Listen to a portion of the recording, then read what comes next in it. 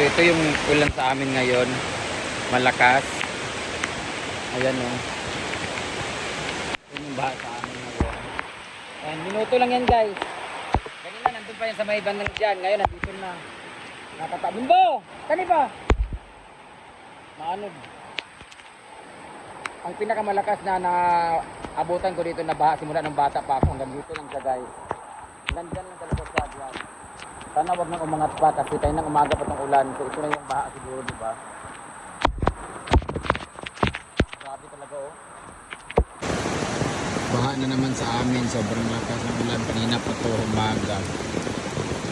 Ano na yung mga tulay?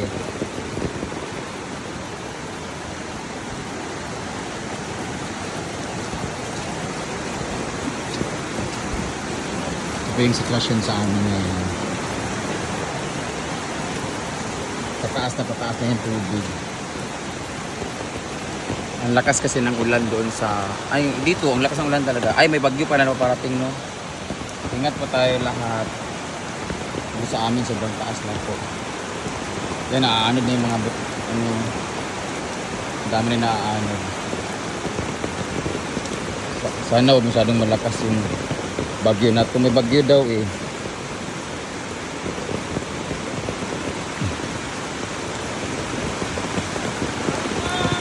Ay. Hello. Mga bata oh, naliligo pa oh. Ano ko. So, tinitingnan na namin dito, monitor namin dito banda area.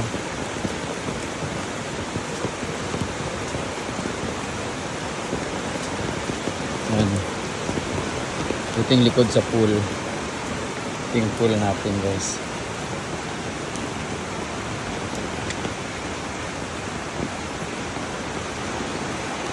Ay, mapulord. Tanaw yung lakas ng pati. Wala, grabe na talaga oh. Wala, abot talaga din sa bahay nila oh. Lupa oh. Nababalita, Arjun TV. Grabe, ito yung pinakamalakas na nakikita ko. Boy, saan ka na yung mga bulak mo? Hoy, kung ano yung mga bulak kani be? Kani ba, ibang to? Kaya aabot na naman to kasi nung last time kasi inaabot to dito na anod. Yan yung tulay natin. Yan yung isa sa pinakamalakas. Ang bulak ba, isa ka na ito tanan, or din eh. Kaab to ni daanin niya. Oh, punta na sa ano namin eh. Wala na yung tulay.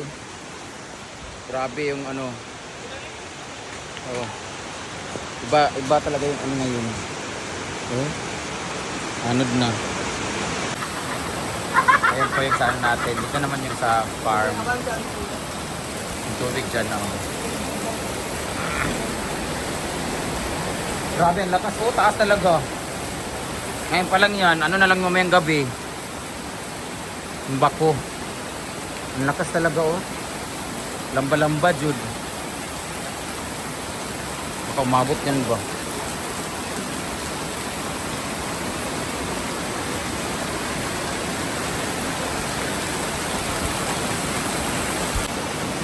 Sana wag umabot sa pool. Butik talaga lahat yun. Yun namang sa fish pan tsaka sa gulayan natin, lubog na rin.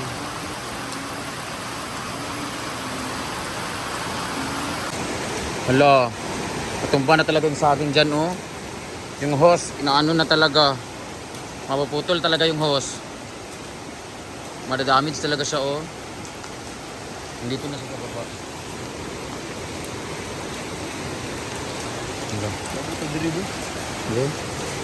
Masap.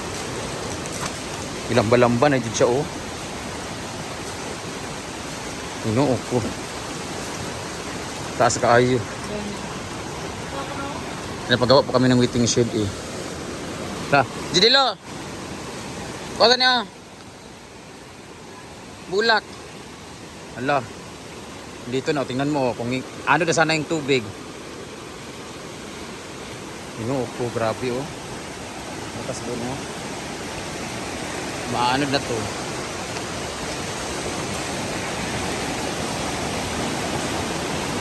Willing ko mapuputol tong ano, kawayan. Putol tong lubid namin. Pababa na yung ano. Dito naman nasa ano na sa unang palapag na hagdan. Pag yan naanod tong saging na to, ibig sabihin malakas na talaga siya, pati yung talisay. Kasi dati ilang beses na hindi naman naaanod. Ngayon feeling ko maanod na siya. Ayan o. Grabe, nandun na siya sa kuan. Yung pool, andun yung pool. Ito na yung pinakamalakas talaga. Sana hanggang dito lang sa grotto, wag na umakyat pa. Makatakot. Yung pinakamalakas na naabutan ko dito yung Orduha. 2023 yata, ay 2010 yata yun. 2012, 2010. Yung Sendong naman sa CDO yung malakas. Yung Yolanda naman sa Leyte, pero yung Orduha sa amin 2012 pa yun. Ngayon na yung pinakamataas talaga. Never pa ito inabot dito, pero feeling ko nakakatakot ha. Parang aabutin. Huwag naman sana, Lord. Yun ako. Ito sa waiting area.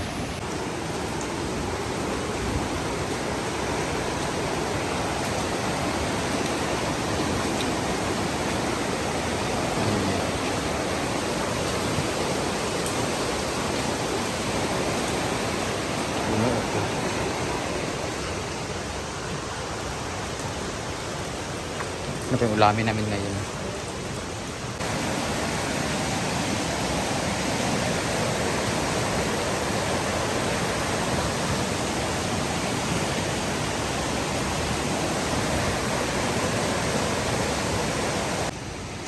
Dito naman sa pool, it's Monday, so nag-drain kami. Kaya yan lang yung tubig. So every Monday nag-drain kami. So ito yung tubig guys.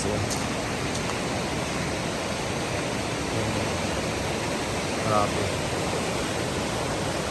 Sana wag na umabot dito sa pool, Ginoo ko.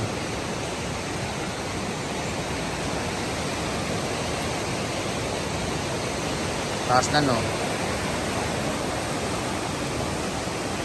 Kung ganyan lang sana yung sa amin no, may mga riprap na bato dito. Yun na yung sana ginawa dyan eh, kasi iniwan lang eh. Grabe no. Taas.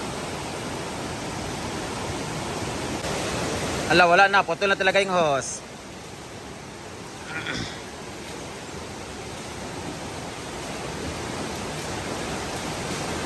No? Ala, yung balay na ni Jimmy. Nagpasukan na.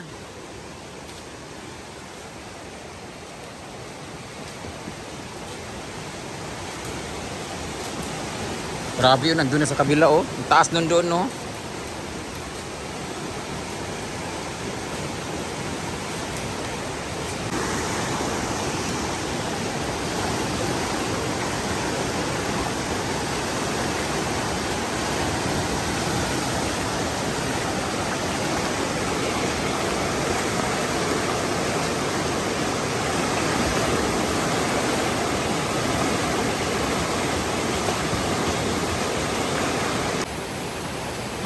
Thank you Lord, medyo bumaba-baba na siya kasi nakikita na yung saging oh.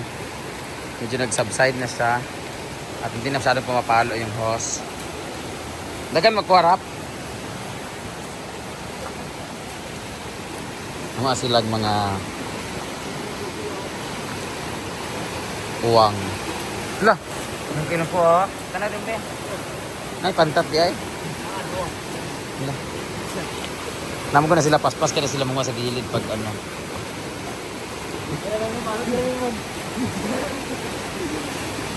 Tulang! No, naanit uyak! Tulang! Si Uyok.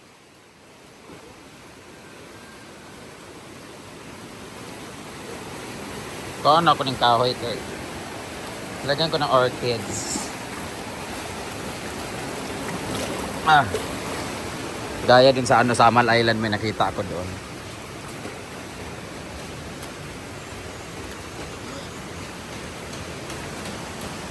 Ito na pala yung pinapagawa ko dito na waiting shed. Bodega to dati guys. Ginawa ko na lang siyang waiting shed kasi hindi na papakinabangan. So tambayan siya di ba? Mas maganda sa tambayan.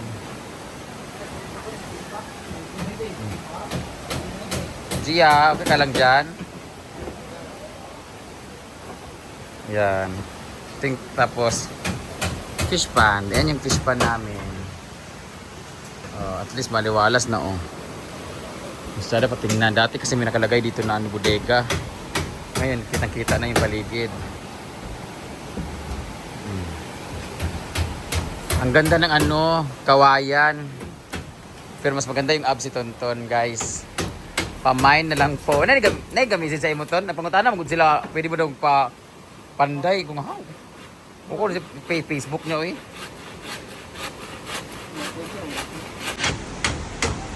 Ito na yung bago ko pinapagawa guys na waiting shed para kita-kita dito bodega to dati guys.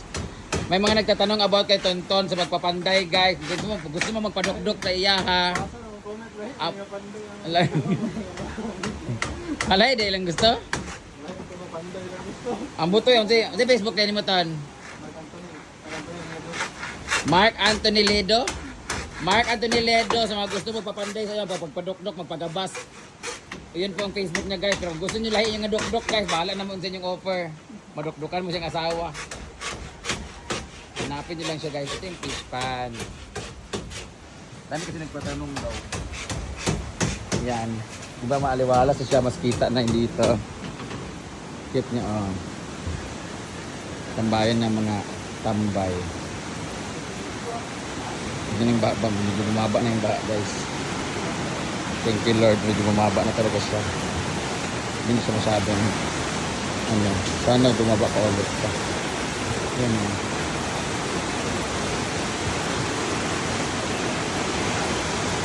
Kanina nandito na yun siya, tubig lang dito. Ngayon wala na.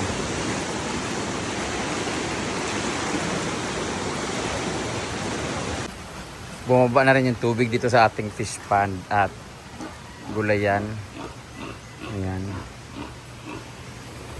Thank you Lord, medyo wala ng ulan at subside na yung tubig. Buti na lang talaga. So mamimili na kami ng ulam namin. Doon po yung daan doon sa kabila. Ano masarap ulamin ngayon? Udong. Ayan, magkakape na ako kasi medyo payapa na ang ilog konti. Nag-subside na siya. Prepare na kami ng dinner namin. Magsisinigang daw kami. Sakit ng lamunan ko sa friends. So, sana bumaba na talaga yung tubig. Ingat pang lahat.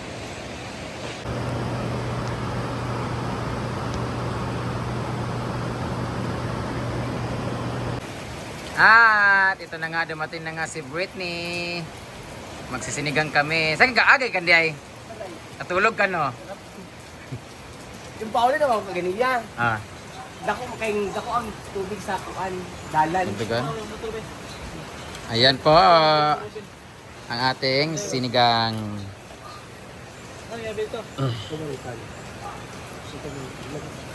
Nilagan na ako Para ugma. Magsinigang kami guys. So let's cook na. Pang sinigang. So sila naman ang prepare ngayon guys para sa ating sinigang. Ayan. Yung okra, yun na yung okra na ano kasi yung luma na okra. Ay, naputo lang ang daliri. Oh. Ayan. Sinigang na karne. Ay, wala ka basa sa akong giniling at chat no. Si Chuchay. Karne na lang sa kanya. So let's prepare the kangkong.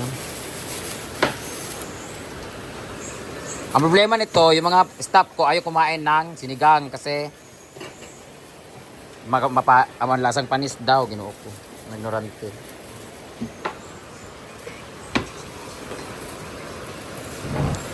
Radish sana yun. Kagabi nagsinabawan kami na hipon.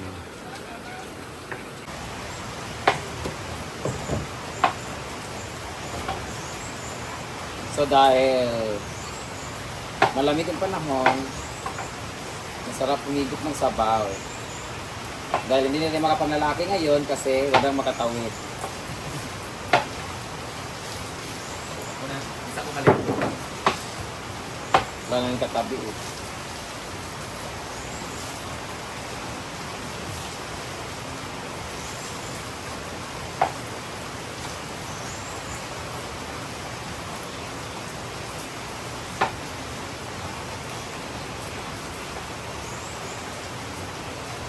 Wala nang bangkong na to, maliliit pa. Chinese.